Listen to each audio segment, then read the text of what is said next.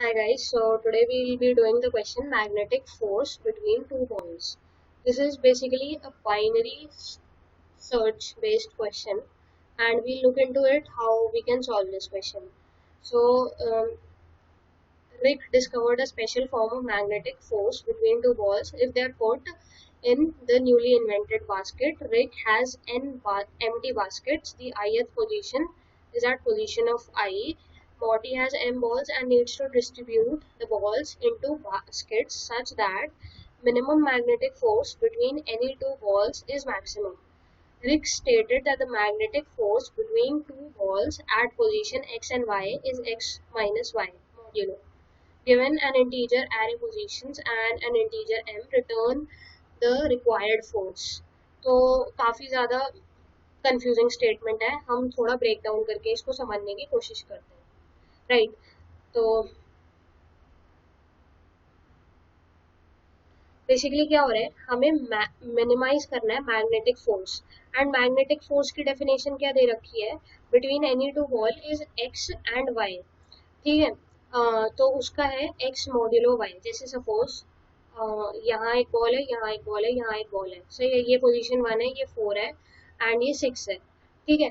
तो अगर position x मतलब एक्स हुआ हमारा 1, वाई हुआ 6, 4, ठीक है। तो इन दोनों के बीच में मैग्नेटिक फोर्स क्या होगा, modulo x minus y, x minus y. तो इन दोनों के बीच में क्या होगा, 3 होगा, राइट। तो ये जो मैग्नेटिक फोर्स होगा वो 3 यूनिट्स का होगा। सिमिलरली इन दोनों के बीच में कितना होगा, इन दोनों के बीच में होगा 2 यूनिट्स। तो हमें क्या बोल रखा है, minimum magnetic force between any two balls is maximised, ठीक है। अब इन दोनों का मिनिमम वैल्यू क्या होगी, 3, 2 की मिनिमम वैल्यू क्या होगी, 2 होगी। तो जो 2 वैल्यू है ना, हमें किसी ऐसी तरीके से इन बॉल्स को प्लेस करना है।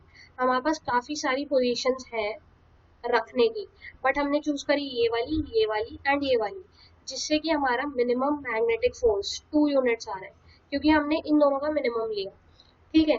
अब हम इन बॉलों को किसी और प्लेसेबल जैसे जो हमारे को पोजीशन एरे दे रखी है उनमें से हम कहीं और भी प्लेस कर सकते हैं, सच दैट ये मिनिमम क्वांटिटी मैक्सिमाइज हो जाए, ठीक है। अब ये मैक्सिमाइज कैसे होगी, सपोज हम 6 की जगह ये 8 पे रख देते, ठीक है।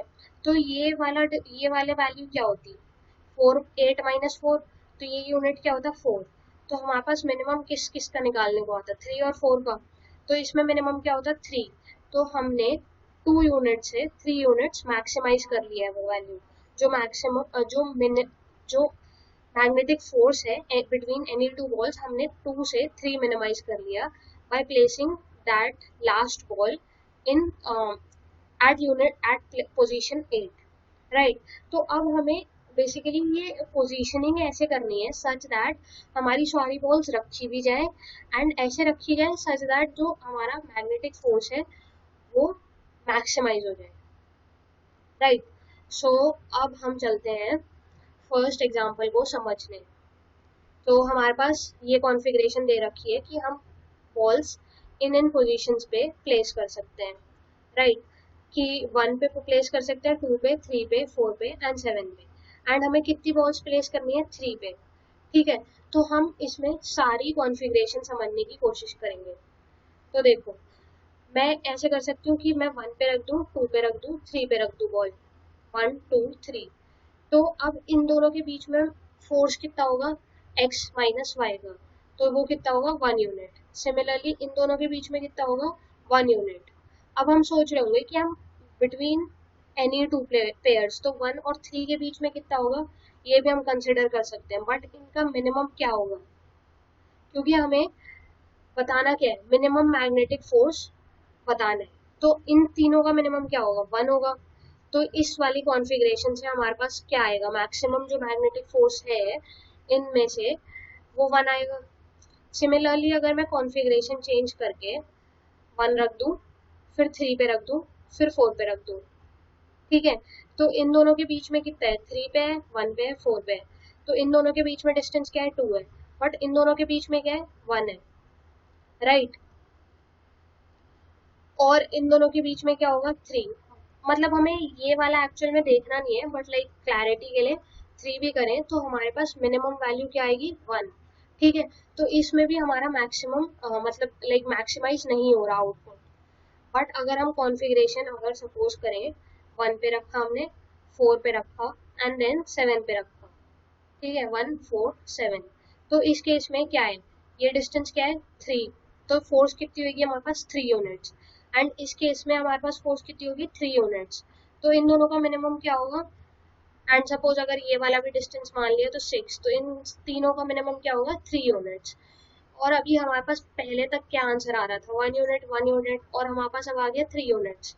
एंड अगर अब हम कोई भी कॉन्फ़िगरेशन देखेंगे तो इससे कम ही वैल्यू आएगी, राइट। अगर हम सपोज करें 1 पे रखा, देन 3 पे रखा, देन 7 पे रखा, ठीक है, 1 3 7, तो इन दोनों के बीच में कितना है फोर्स 2 यूनिट्स, इन दोनों के बीच में कितना है 4 यूनिट्स, तो हमारा मिनिमम क्या आएगा 2 और 4 का 2 आएगा, सही है।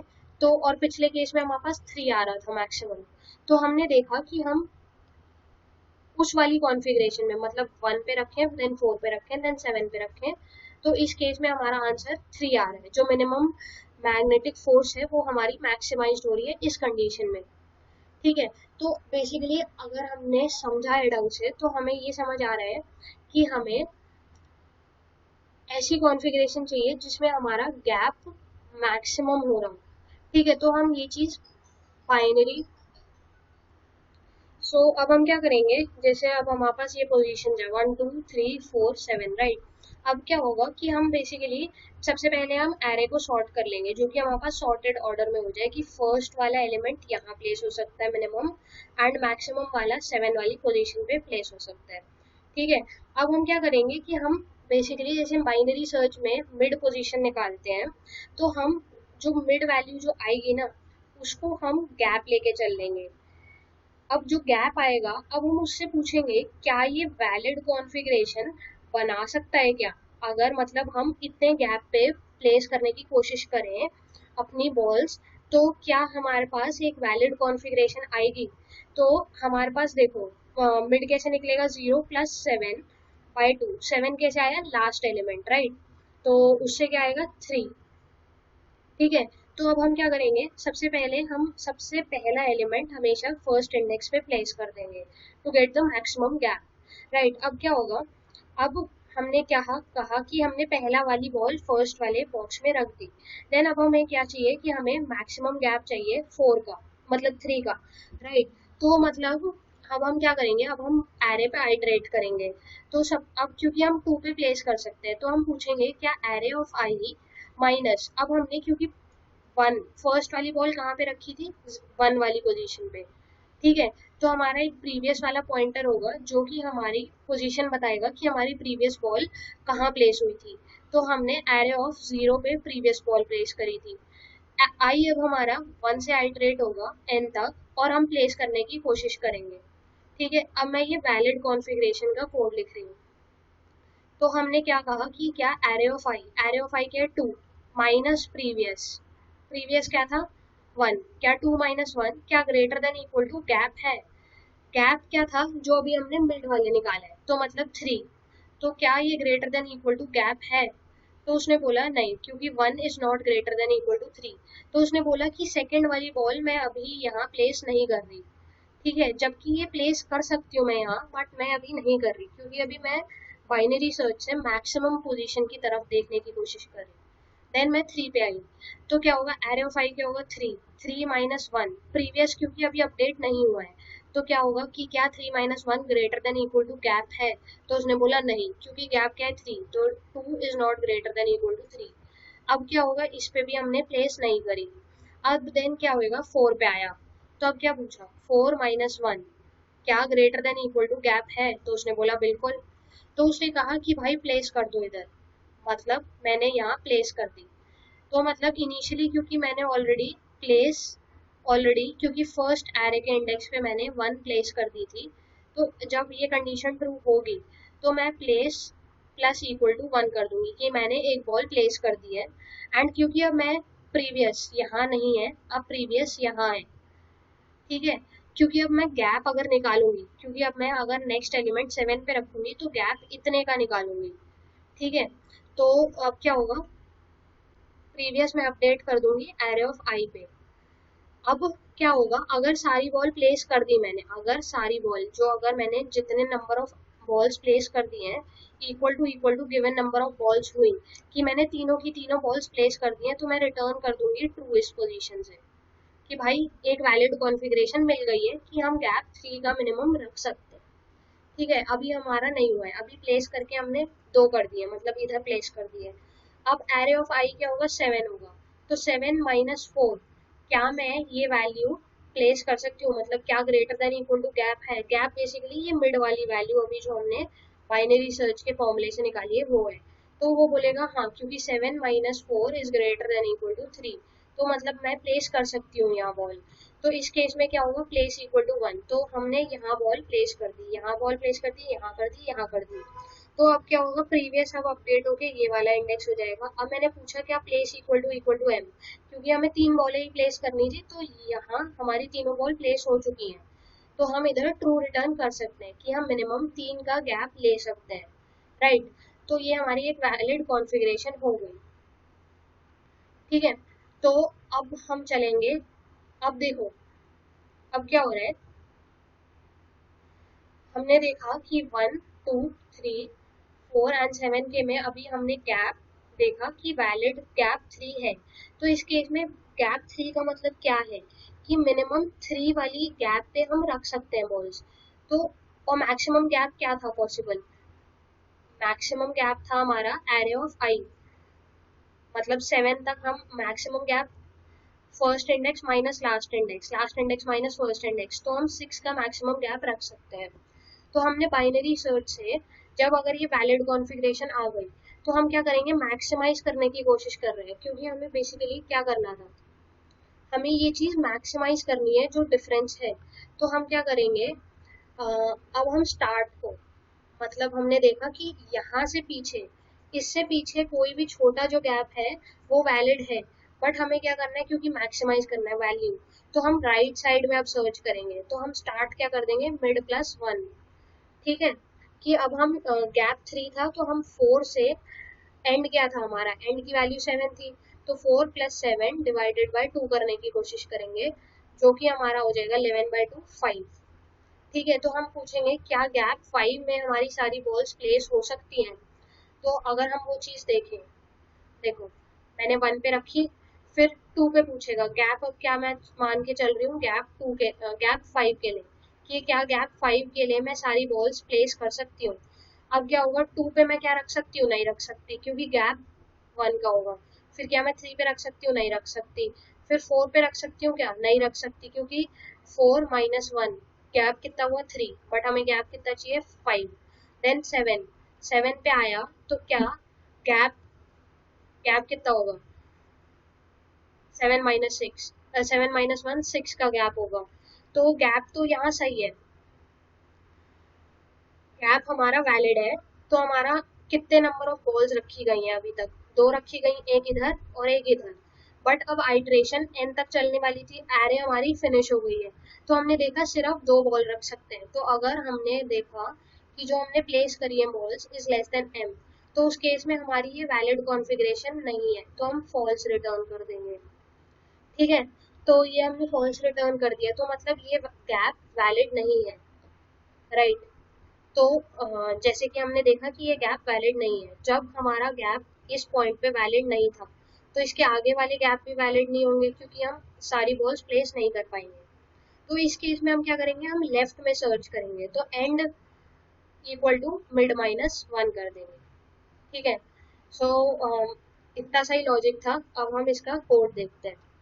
ठीक है, तो सबसे पहले हमने क्या किया, जो गिवन एरे है उसको हमने सॉर्ट कर दिया, हमने ए डॉट बिगन से ए डॉट एंड तक, स्टार्ट इक्वल टू, स्टार्ट हमने क्या पोजीशन ली, हम 0 भी ले सकते हैं और एरे ऑफ 0 भी ले सकते हैं, तो मैंने 0 ले लिया, and then n is equal to a dot size कर दिया, एंड इक्वल टू आखिरी वाला एलिमेंट, कि मतलब हम मैक्सिमम यहाँ तक प्लेस कर सकते हैं बॉल। ठीक है, अब मेरा जो आंसर वेरिएबल है वो फाइनल आंसर बताएगा। अब मैंने बाइनरी सर्च लगाया है simply, mid equal to start plus end, end minus start divided by 2, ये हमने इंटीजर ओवरफ्लो अवॉइड करने के लिए किया है। ठीक है, देन उसके बाद सॉरी फॉर द रॉन्ग। हाँ, तो ओवरफ्लो करने के लिए किया। अब मैंने कहा क्या ये वैलिड कॉन्फ़िगरेशन है, तो उस केस में मैंने क्या भेजा, एरे भेजी। अब मैंने मिड को मैंने गैप सपोज करके मान लिया कि क्या ये वैलिड कॉन्फ़िगरेशन देगा क्या। ठीक है, अब वैलिड कॉन्फ़िगरेशन का कोड लिखा मैंने। तो मैंने सबसे पहले बोला कि एक बॉल तो मैंने एरे ऑफ 0 पे प्लेस कर दी, जैसे हमने अभी समझा था, और प्रीवियस पॉइंटर मैंने वहां रख दिया। अब मैं कहाँ से आइटरेट करना शुरू करूंगी, फर्स्ट वाली वैल्यू से। अब मैं हर पे पूछूंगी क्या array of I minus previous क्या greater than equal to mid, क्या is this gap sufficient enough. ठीक है, तो अगर हुआ, मतलब जैसे कि अभी हमने देखा, जैसे 3 के केस में हमने देखा था कि हमने पहले 2 से माइनस किया हमने ये गैप, तो हमने देखा कि 1 का गैप आ रहा है, नहीं, तो हमने यहाँ प्लेस नहीं किया। फिर उसके बाद 3 पे देखा क्या ये gap greater than equal to 3 है, नहीं है।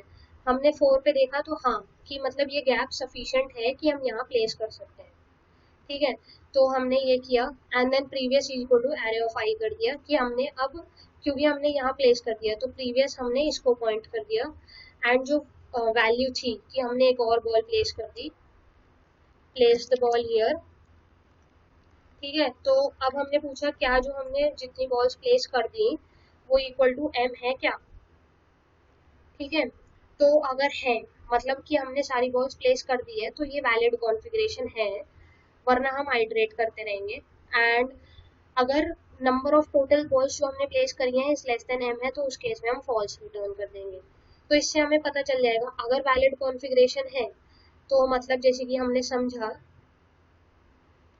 कि, देख लेते हैं कि यहाँ तक का गैप, जैसे हमने 3 वाला गैप लिया था तो ये वैलिड है, तो इससे पीछे वाले भी सारे वैलिड होंगे, तो हमें उसको चेक करने की जरूरत नहीं है।